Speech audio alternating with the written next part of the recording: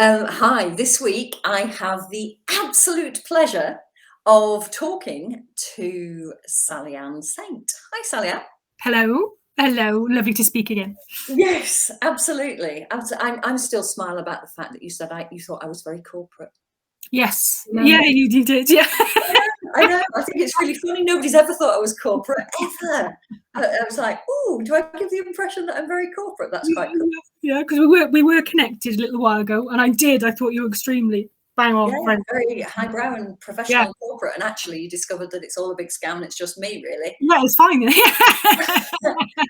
So you interviewed me, and now I have the pleasure of interviewing you. I know. That's So, the wonderful circle of life, isn't it? isn't it just? So, Sally Ann Saint, you run the Wise Woman's Guide. Yes, I do. What is it? Yeah, it's a sacred space I hold for women. It's what I do when I coach. There's also a Facebook page, but for me, it's the perfect umbrella for everything that I do. So I've been working with women for years, and it followed after I started to really work on myself. It was a natural progression when I started to heal my own life. It just paved the way for me to be working with others. Why would I not be passing on what I'm learning? And so initially it was Reiki that I first went into, then I learned massage, reflexology, then I went into life coaching, EFT, but it's everything that supported me with my own personal growth and my own spiritual growth, because spirituality, as far as I'm concerned, is the wholeness of who we are. It's who we are. It's no biggie, it's just who we authentically are. And the desire then to just bring this whole combination and to others means I can just hold space with authenticity, because life encourages us to grow, which means we have life experiences. And so if you can walk with someone who's walked the path and is continuing to walk the path, we can bring really strong breadcrumbs. And so for me, the Wise Woman Guide is to bring authentic breadcrumbs to women who want to step into that center inside, which we always have. It's like the heart. No matter what happens in our lives, this heart will still keep on beating, and it will remind us of who we are. And that's a place I want to bring women to. So Wise Woman Guide is about guiding you into this place, so as you can ride life's experiences and you can still hold this space. Cool. I'm going to ask you a real Sarah question now. This will demonstrate just how uncorporate I am. Is that what then? You just described what you do in coach language. Yeah. If you were going to describe it in people who haven't got a clue about coaching language, because like holding space, that doesn't really mean anything to me if I'm not a coach. What is it that you actually do? I listen. And if you go it down to simplest thing, what do we want in life? To be really listened to. To be heard. Exactly. Simple. In fact, it's a bit more than that, really, isn't it? Because it's to be acknowledged. Yes, and to also for no one to put their own perspective or perception on what you're saying. So there's a lot going around about a moment about that, when you listen, that you're sometimes it's for us to say back, and it's not, it's to actually listen, because if we're saying something back, we're putting our own perspective on something. And so it's just that we are surrounded by answers. You Google something, you've got the answers for everything. But it's actually just that listening to yourself. And then obviously then working with someone who can listen to you, because there's a stillness and a calmness there that means that our mind means that we can access things easier. If we get caught up in the cycle of searching, say the Google search, the great Google search, you can ride it and you can get further away from your own truth. We have answers inside of us, and anyone that's been a mother will know that when you give birth, you intuitively know things, because it puts you in that heart-to-heart space. We've all had moments when we've connected with something that we just know. We know because we've listened, but because we've been so connected to something inside. My weird one of those was one day when my eldest daughter would have been about 19, and she was out overnight staying at a friend's, and at 2 a.m. I woke up and I sat up and I thought, oh, I'm awake. And I got up and I made a cup of tea, and I picked up the telephone from downstairs and brought it back upstairs with me and put it next to my bed, got back into bed, halfway down the cup of tea, and the phone rang, and she was on her way to hospital. She'd had an accident. I was at the time, I was like, well, that's really creepy. But I wasn't kind of, oh, I'm a bit awake. I was like, boom, awake, just wide awake, thinking, oh, that's not like me to wake up like this at 2 o'clock in the morning. Very odd, very, very strange. But that's that connection, isn't it? Yes, it is. And if you look back at your own life, you'll have something where something called you, and it's beyond what's around you. So it isn't that you were prompted to. There's just something, that instinct, that's something that's in here, not there. Yeah, a feeling rather than a thought. Yeah, absolutely.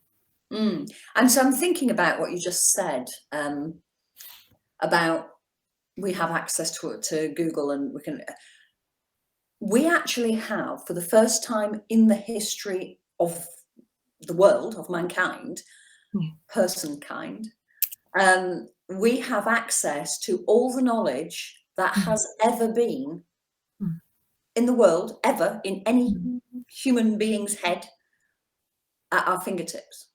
Yeah. And it hasn't actually put us in a better place. It's put us in a place where that searching for answers thing, that kind of, I always think of it as a rabbit warren. You kind of go down a rabbit hole, and you just end up going in circles and in circles and in circles, trying to figure something out that you can't figure out from the inside of your own head, because you need to be on the outside of it, which of course you can't be until you have a person being the mirror, reflecting what you're saying back at you in a way that you can hear it from the outside. Yes. Which I think is what you're saying, isn't it? In this listening, it's listening and reflecting back without putting your own interpretation on it. Yeah, and it's all, we have an amazing capacity to almost remember. We can remember everything, and if we don't, this doesn't. Our energy system does. So when we receive something, it has to go through all the beliefs that we have about ourselves, a conditioning. Whereas if you allow yourself to step in further to your heart hasn't got the conditions on it. So this is the whole thing of, you can step in deeper to, there's a different kind of hearing. It's like the heartbeat. The heartbeat is always current, always there, and we do have this ability to step into something which is not all this conditioning. The conditioning will come up with answers, and the answers are a framework from our life experiences. They are the filters through which we see the world. Yes, absolutely. But there's a way of clear, the more that we allow ourselves to acknowledge who we really are, the truth of who we are, the more it gives us the opportunity to work through these layers. And every time you see a layer for what it is, that's a belief, but actually it's not my belief, it's just something I picked up. So all those kind of things, it actually helps you see the world differently. That's been my own personal journey with healing, is like, as you start to step inside and you start to listen to this feeling inside. We all know and have a pull to, there's a lot about indigenous cultures and things at the moment. They didn't have access to any of this information, yet they knew so much. Yeah. Have you, I'm trying to remember the title of the book, Greg Braden's book. I think it's called something like The Lost Languages of God. It's really, really worth reading, because he talks about these different indigenous populations that were dotted around the world a long time ago. With absolutely no way of communicating with one another. They wouldn't have even known that one another existed, and yet the beliefs that they had mirrored one another. Yeah, Native Americans, I got hugely drawn to Native Americans when I first started on my healing journey, because they were so deeply connected to nature and to animals. And so that was like my way in. And then when I was learning about other cultures, they may have different names, but it's the same thing. So they would have been, like you said, no connection to each other. So they weren't picking it up from each other. They were just connected to something, and they trusted it. Yeah, well, because they, I'm going to say knew, in inverted commas, in the same way that we know things, they knew things, but they knew things that were far more. So the first place I was going to go was basic. That's the wrong word. Yeah. So now I'm almost thinking primal. That were just underneath our constant need to put explanations and things on top of everything that ever happens. And in all honesty, that's what you learn as we get older as well. The simpler, the better. So, you know, we're talking about just those about the Native American cultures. We learn as we get older. We just want things simpler. And it is just a reality that information can complicate things. And if you slow things down, it's the simplest is the answer, being in nature. What's more simple than that? And what calms us down? What supports us? What grounds us? It's there. Simple. But when the mind gets in and I've done it myself, we all do when we go down the rabbit hole, you know, and it just keeps on going. That's the most complicated thing we could possibly tap into, because then when we've got all this information that can be added on as well, do a Google search, go on social media, and there's like, oh my God, do. Information overload. Yeah. Yeah, because looking for answers on the outside, looking for other people's answers on the outside of us, doesn't necessarily get us to the answers that we need for us. It's our own personal journey. And when you start to understand that this is your own journey of exploration. When you're younger, you believe that you've got so much time, and also you don't understand that everything you believe and perceive about yourself is what you've been conditioned and told. And then when you start to get older, you start to strip away these things. Well, actually, that's not me. That's not what I believe. That's not my truth. And you go on this beautiful journey, and then you start to understand, well, actually, this is my journey.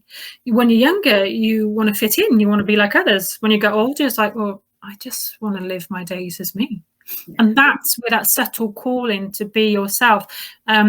I'm in the perimenopause, and that's been a huge phase for me of starting to open up to my truth, because it's like anything that is maybe superficial or doesn't feel right, you just can't cope. You can't handle it anymore. It's like your body's going, no, I do not want to be anywhere near it. Your tolerance and your resistance goes to things that just do not serve. And we just have to get in touch more and more with our own energy. We find out that the only way we can move forward is to be authentically us and just walk our path, walk our own. The generic walk doesn't work. It may feel like it does when you're younger because you want to fit in, you want to be part of. When you get older, you just want to walk your own walk. And so how do you work with women? So how do they find you, and what do they come to you with? Yes.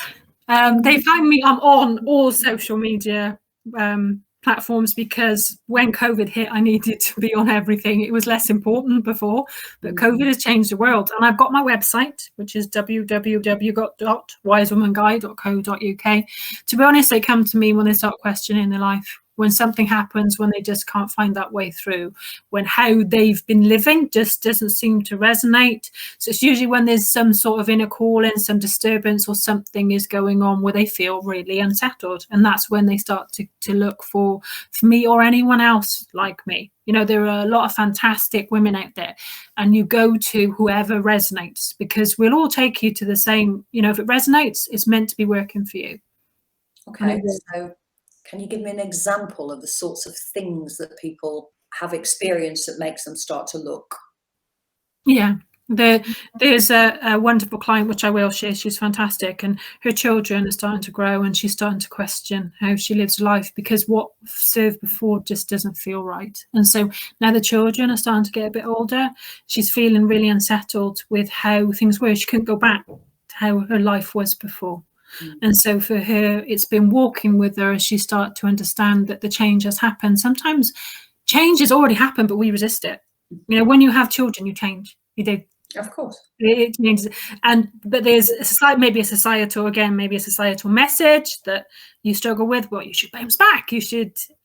But there was a real unsettling energy in her, and she called to me, and we've been working together, and it's a fantastic journey, because she's opening up to the wholeness of who she is now, which is mother, which has changed her. You know, it's deepened her, and then also she's got a calling inside, and that's to live her life with access to all that she knows now and the wisdom that she's connected to. And she wants to live a life according to this, not to how it was before. Not to the one that she'd sort of found herself in. No. It's conscious choices rather than just kind of being buffeted around by expectations and life and work and all of those things, which is what happens just beforehand, isn't it? It is, and also knowing that you have a choice, because we're like, well, this is how I used to do things, so why can't I do it now? Even though it doesn't resonate anymore, it doesn't feel right, you'll still go, but this is what I used to do. This is what I know. Yes, and this is my comfort zone. I was very good at it. And you have all these reasonable, not arguments, but like you'll have the whole mind going, but this is what you did. Why not carry on doing it? It works, Yeah. This Conversations with myself. Yes, and it's when people have this it's like a fight between what the heart knows and what the head's do. The head goes, this is what you should do. And it's usually when this unsettlement comes is when people start to knock on my door. Because the heart will continue, the head will carry on doing the messages that it does. And you can start to understand that actually you don't need to fight it. And that's when you just start to just acknowledge how you're feeling and talking to someone. When we vocalize, it opens up a whole world, because we're choosing to share with someone else, to trust someone else. And it does. And to get it out of your head. Exactly. And into the world and make it real. Exactly, and it is the first step in making it real. Otherwise, it's just inside you. It's like this hidden little, I really want to do this, but I'm not going to tell anyone. And then when you open it up, it's when you start to expand. And you can make things possible. And I've worked with women who thought because of their age and because whatever things weren't possible, but all those things again are just beliefs. Yeah. And you can just walk through them and see that they're actually just smoke screens. They're not true. It's actually, it's an amazing feeling when you realize that something that was just a foundation of everything that you've done isn't real. Yeah. That's quite something. That and in clients, when they have that, hang on a second, you've just rocked my world, lady, by asking me that question. What if it isn't true?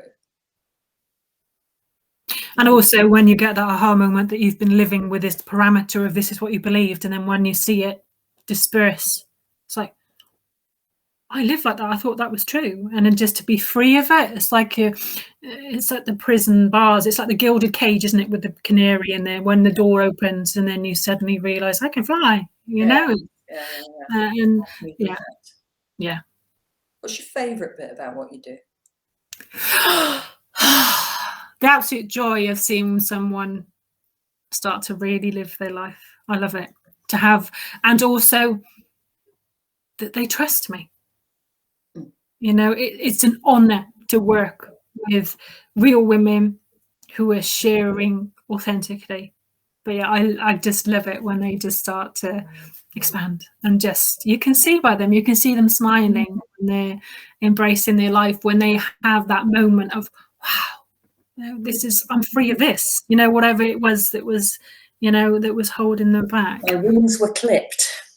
Yeah, because women are remarkable, and there's a lot of it in the world in the current state that is, but the more women rise, the more we can make a difference. So every woman that rises in their own authentic life, and just chooses to be them, you make a difference. And that's a real joy. It's quite interesting. I'm hearing a number of parallels between why you do what you do and why I do what I do, even though we do very different things. Because the reason that I do what I do, so if somebody watching or listening doesn't know what I do, I teach coaches how to market themselves comfortably, competently and confidently, so that they can find clients who'll pay them a professional rate.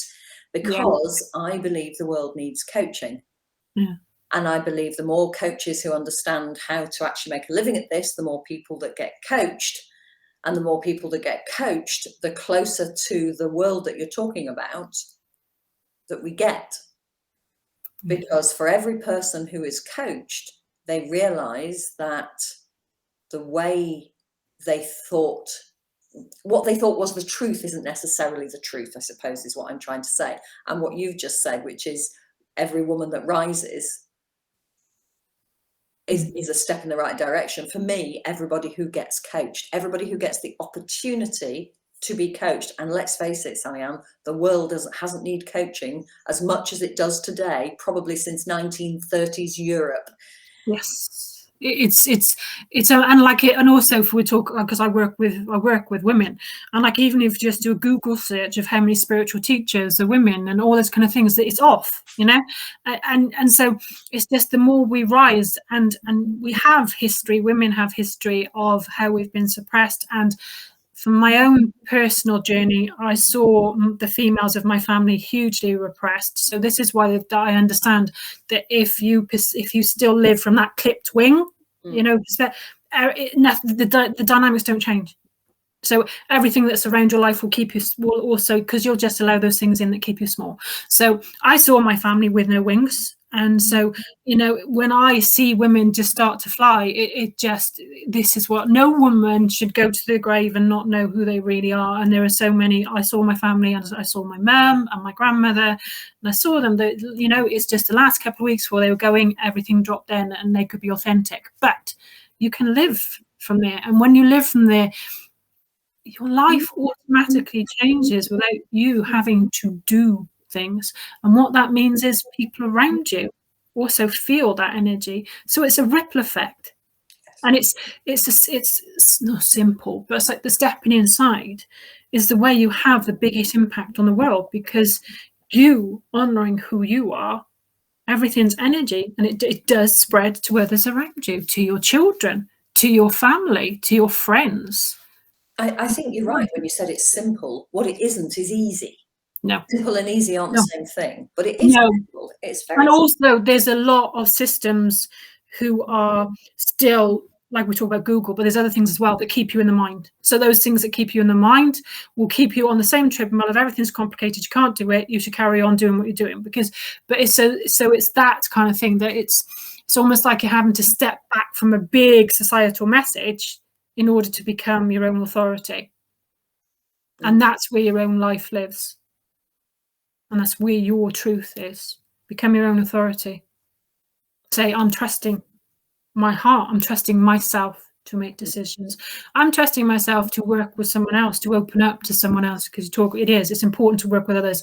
I have worked with some phenomenal teachers, and I still continue. I've got a spiritual teacher now, and I'm just finishing training with him, and I'll continue to work with him, because growth is a continual thing. And to work with others, you should be working with other people. You never get to that complacent place of thinking, I know it all. Yeah. Yes, you don't.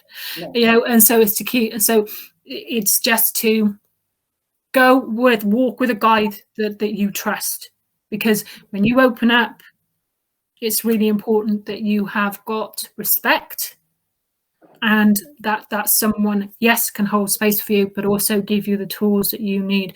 We're meant to be passing on this wisdom. You are meant to be passing on yours. Whoever's listening, whatever you're doing, you're meant to be passing on what you know. What happened years ago? There were circles of women that shared. Yeah, it's about being able to open up in a place that is safe for you. Yes. Psychologically safe and physically safe and emotionally safe, and having that safe space, be it necessary and trusting what you sense as well, because you talk about it's like safe spaces, safe people.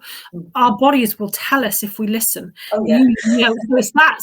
So they may not be the shiniest person with the best whatever, you know, but you've got to listen to this inside, and you've got to feel, what does it feel like? What do they feel like? So it's that trusting because your body is fantastic. Kids know it. Kids know in an instant if they like someone or don't.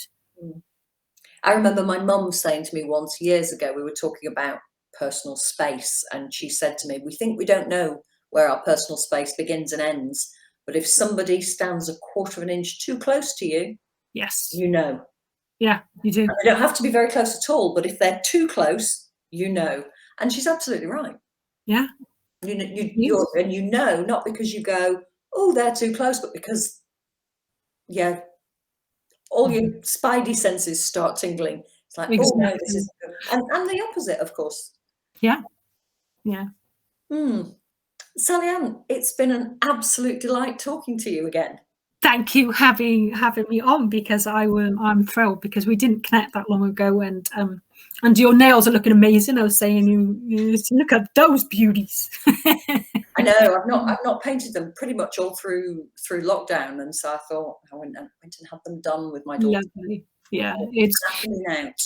and like it's really self-care is hugely important as well. We have to care enough about ourselves too. You know, nails are an example, but to actually, we as women as well, we can be so good at putting other people first and us at the end of the line. And again, when we start to get older, it shows. You know, it's like that we haven't got the buffers anymore. So, you know, whoever's watching, look after yourself. Really Absolutely. And in fact, it's the age-old thing, isn't it, about the oxygen mask? If your cup isn't full, you can't help anyone else. No. And it takes a lot of living to figure that one out, to figure the truth in that one. Yeah, and that's another belief that we've, you know, women sacrifice. You know, it's just to consider that, you know, can you really serve when you're running on empty? Car can't, it'll run out. You know, it's gone. And what's a car like with no petrol, especially with the craziness of fuel in the UK at the moment? Oh, is it still nuts? It still hasn't settled as much. No, it's better than it was, but it's still.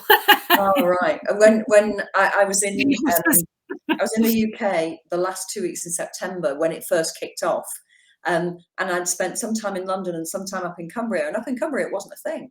It's like I just went to a garage and filled up with petrol. There's no cars there, you know. It was just really. And then I got on a train down to London, and everywhere I looked, there were cars queuing out of garages all over the place. I thought it was sorted out now. Well, I don't listen to the news, and I went out to get some fuel, and I wondered why every petrol station I went to was empty. I couldn't understand it. The world's gone mad. I was like, what? It was toilet roll with the first go. Yeah. Toilet roll and pasta. Carrie Ann, it's been an absolute delight. Thank you for your time. You're welcome.